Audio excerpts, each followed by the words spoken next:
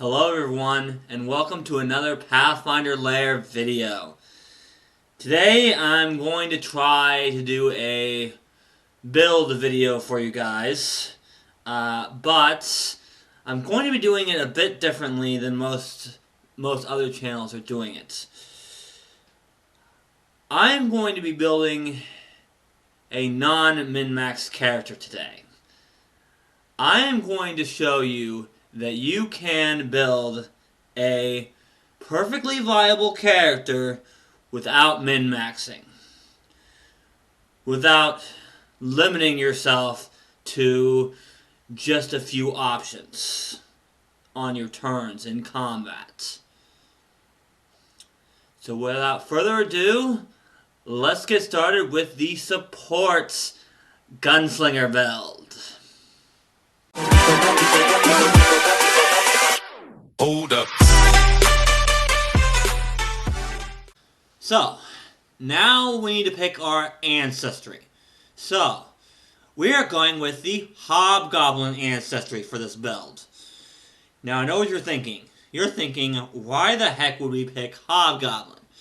Doesn't seem like it would help us that much. Believe it or not, the feats that the Hobgoblin has access to help us out a lot. And every ability boost is important under Hobgoblin. We get Constitution, Intelligence, and a free. Constitution will help us if we have to get into melee. We don't want to get into melee, but if we do, that Constitution will give us a little bit more survivability.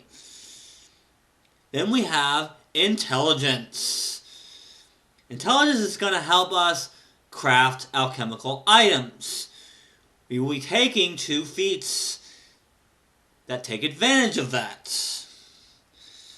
And of course, for our free, we want Dexterity, because that is the Gunslinger's main stat.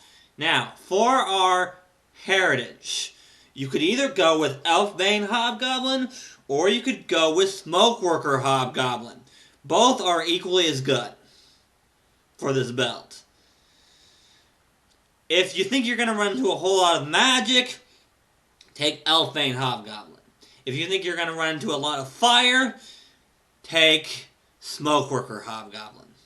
Oh, and our ability flaw and wisdom doesn't really matter for this build. We have no use for wisdom whatsoever.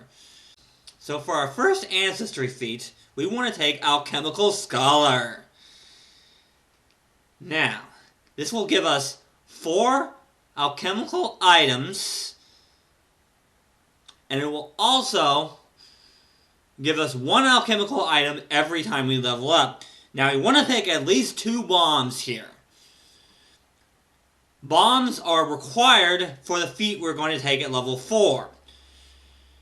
Now, this feat doesn't give you alchemical crafting, which is unfortunate.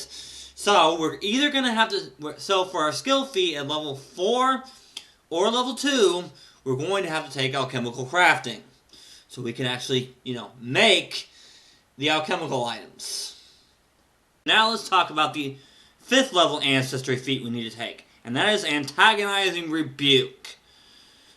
Why do we need to take that? Well, we're going to be trained in Intimidation anyway. So might as well use it. And number 2, we don't want enemies anywhere near us. So, if enemies do get close to us, we can use this feat to inflict mental damage on them every round that they decide to attack us. Mental damage may be non-lethal damage, but it still might discourage some enemies from attacking you in melee, which is what we want. Next we have Formation Training.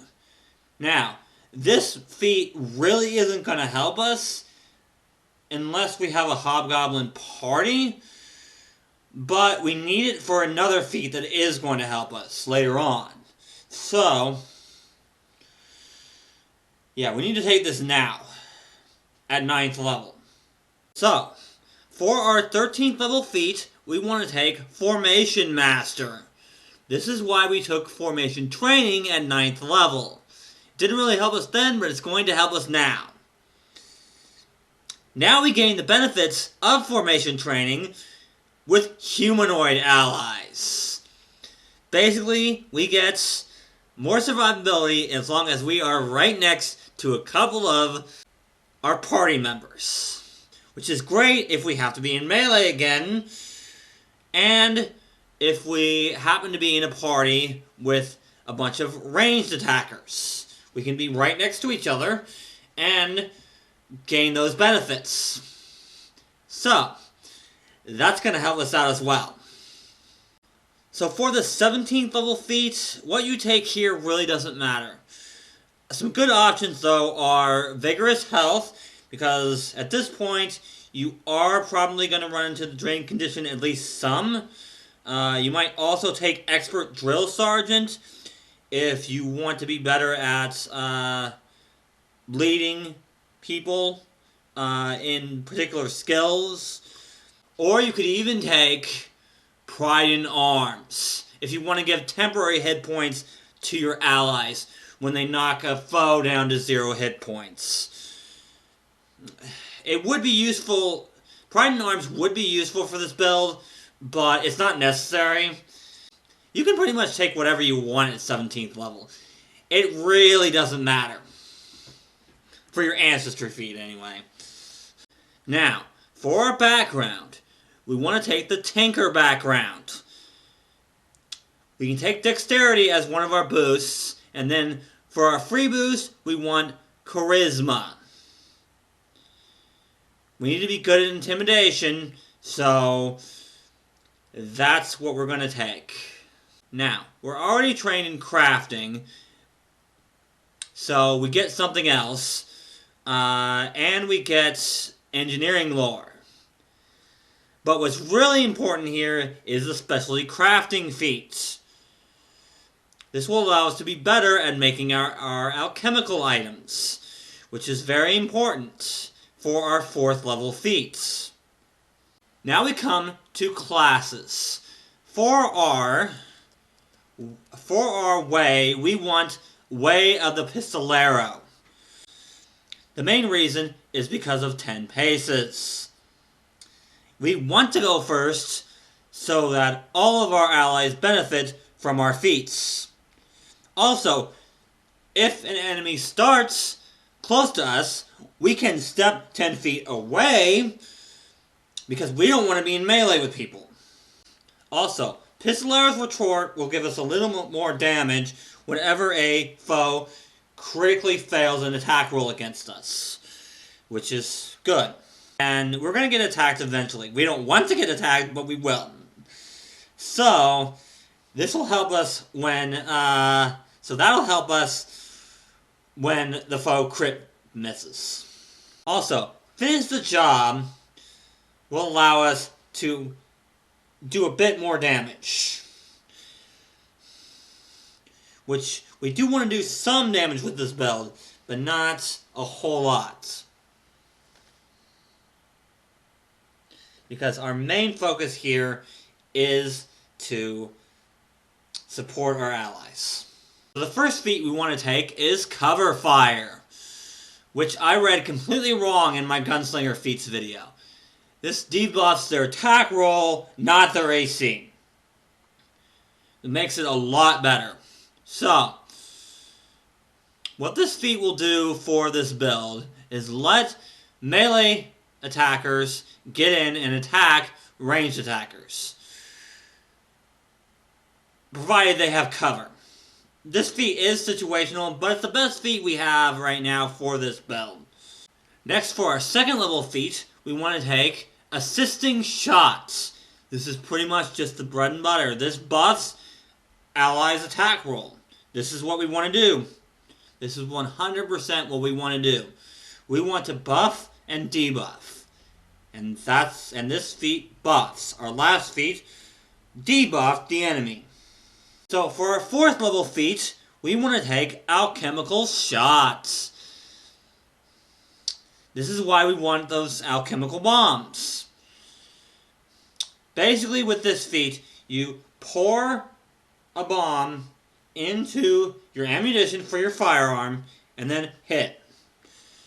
This allows it to do multiple types of damage and do persistent damage on top of that.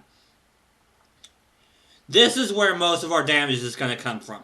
Granted, we're not focused on damage, but if we can't really do anything to help allies, then why not do this? So, for our 6th level feat, we're going to want to take Running Reload.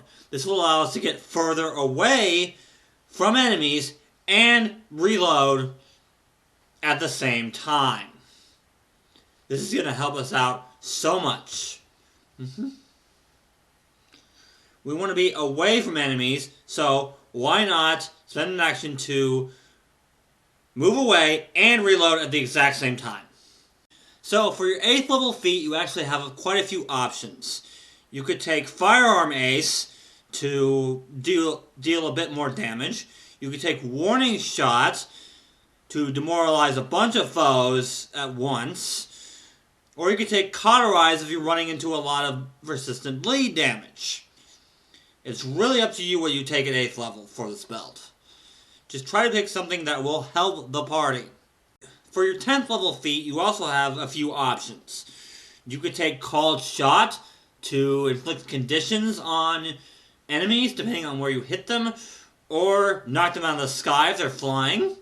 You could also take Deflecting Shot to make enemies miss your allies, or you could take Redirecting Shot to make your allies hit when they would miss. It really depends on what you want. At 12th level, I would recommend taking one of the ones you didn't take at 10th, though, for this build. At 14th level, Dance of Thunder is way too good not to take. Getting 9 actions in a turn is ridiculous, and is something that most gunslingers should take. However, if you don't want to take that, another option is to take Pistol Twirl at 8th level, and then take Showstopper at this level. So you can feint all enemies who you can perceive and who can see you. So yes, that's another option. So at 16th level, Hair Trigger allows you to strike with a firearm that you're already wielding instead of interacting to draw a weapon. This just gives us more. This just gives us an extra shot. At 18th level, Unerring Shot just lets us use our feats from further away without a penalty, and where it pairs really well with cover fire, because they only get standard cover instead of greater cover from that feat. So it makes it a bit easier to hit them with that shot, with that initial shot. So for our 20th level feat, we want to take Perfect Readiness. This just gives us an extra action to step or reload. This just gives us more shots. So we can do more assisting shots. We can do more cover fire. We can even do an alchemical shot and a cover fire or assisting shot if we wanted. Yeah, this feat is definitely worth it. This feat is certainly better for this build than Slinger's Reflexes because we don't have a whole lot of Gunslinger reactions, so we're not going to get much use out of Slinger's Reflexes. But we will get plenty of use out of Perfect Readiness. So one last thing before I wrap up this video. For skill feats, there's only really one skill feat that you need for this build, and that's Alchemical Crafting. We need that for alchemical shots.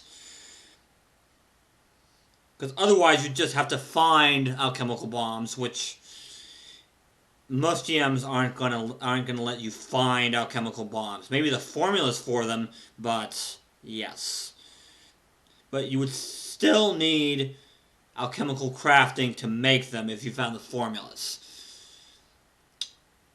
But some good options are you could take crafting. You could absolutely take crafting skill feats. You could take intimidation skill feats. If you really want to do the Pistol Twirl Showstopper combo, then you're going to want to take some deception feats.